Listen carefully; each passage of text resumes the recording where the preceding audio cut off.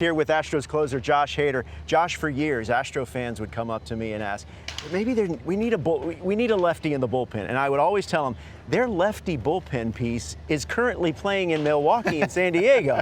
You know, they traded him away. What's it like being back? It's nice being back. Obviously being with the guys that I've spent some time with in the minor leagues and some coaches too. So it's been great to just kind of see everybody, meet some new faces, and be a part of this group. Josh, I want to ask you, interesting. Obviously, you can argue you're the best closer in the game. But I could argue that Ryan Pressly was one of the best closers in the game as well. Did you guys have a conversation before you signed over here, or did you talk, or how's that relationship been since you've been in camp? Relationship's been great. Just being able to get with him and get with our families together and just enjoying time and kind of knowing each other's personality.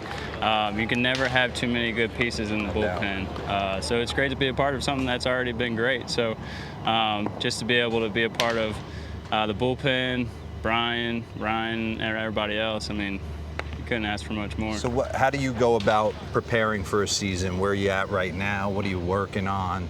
How do you feel? Yeah, secondary stuff's always been one of my key points. Making sure you command the fastball, but being able to command the slider and change up. So that's trying to keep the hitters off balance, timing, and just kind of play with them a little bit. You mentioned Brian and Ryan and yourself. That's a pretty devastating trio. But what about the rest of the bullpen? What have you seen from those guys? Been solid overall. Just even the young guys coming up and being able to put together some outings that are going to be huge for us. I mean, anybody that's played this game knows it's going to take an army to get through 162 games, and we're going to need every single piece we have. You hear so much talk about, like, at least when I was coming out, those guys got an invisible fastball. Do you dive into the analytics of why you're able to just blow heaters consistently by good big league hitters? Over time, I've known, just based off of what guys have told me. But overall, like when I first came up, no, that's kind of just always how I threw the fastball.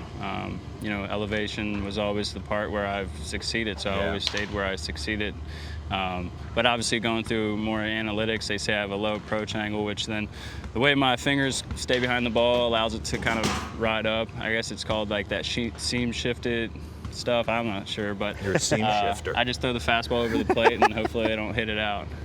The seam shifter, you know, is that could be like a nickname, maybe something we'll have to workshop. My last question for you: you've obviously pitched at the highest level. You've pitched in postseason games.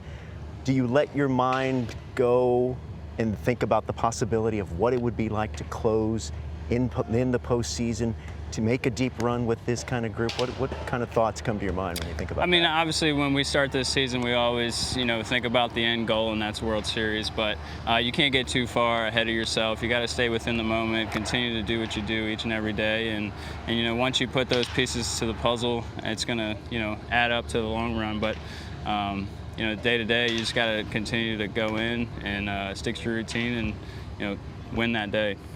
All right. Best of luck to you, man. Appreciate you. Welcome back. Thank you. Nice shot. Appreciate you.